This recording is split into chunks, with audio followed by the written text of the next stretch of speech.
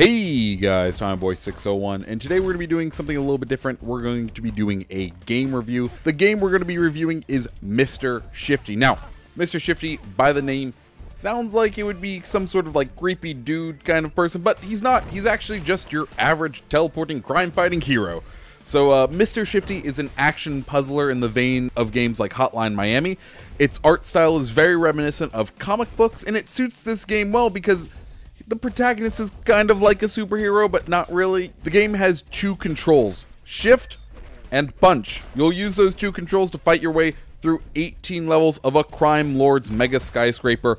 Mr. Shifty has a reservoir of 5 teleports that he can use at any time, and they will replenish at about 1 per second, or if you use the whole bank of 5 up, you have to wait a full 5 seconds for it to replenish. Additionally, when Mr. Shifty combos a large group of enemy, he builds up a meter that allows him to slow down time when bullets begin to fly a little too close for comfort.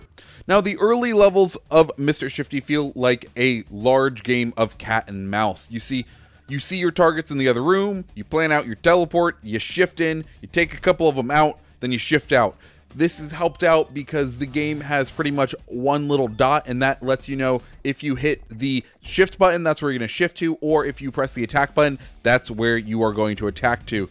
This works out for the first couple of levels, but with new enemies and mechanics being introduced in each level, strategies have to evolve, and they do. You start off fighting guys with pistols who you can simply just run up and punch. Soon machine gun wielding goons are introduced. These guys have to be flanked because, well, a single bullet will take out Mr. Shifty, and they're going to be throwing a lot of lead down range, and you will die. A lot. Now, down the line, you find yourself fighting henchmen with flamethrowers, grenade launchers, and bazookas.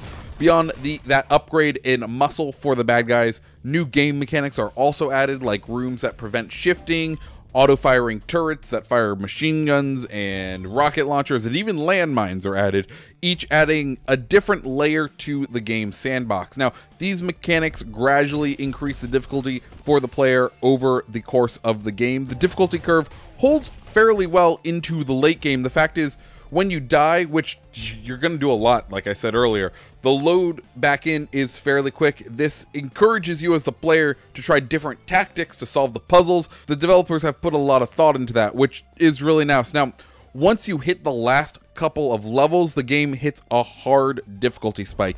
That clever design that we saw in the earlier levels gets thrown out. Instead, they just jam the levels full with enemy. And this spike in difficulty is further compounded when you play this on the Nintendo Switches, which is what I was doing, where the hardware tends to chug and miss frames because it has to deal with all the extra enemies and the large play areas that the developers have put in. Additional difficulties can be found on the Switch version. Multiple times in the late game, I had the game completely crash. When this occurs, the last checkpoint of the game is not saved. Generally, when you enter a new room, hit a checkpoint. That way, if you die, you don't have to start the whole level over again. Well, that's not what gets saved for this when you crash. Instead, it only saves the beginning of the level. So when it crashes, you have to play from the very beginning of the level.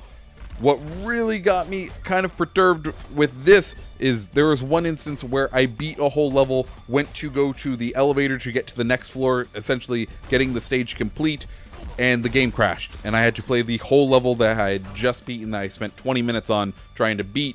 I had to play it again. And, you know, while you learn to master the mechanic of that level, and it's not nearly as hard to complete through the second time, it's still a little frustrating, especially when, you know, you invested 20 minutes into that level.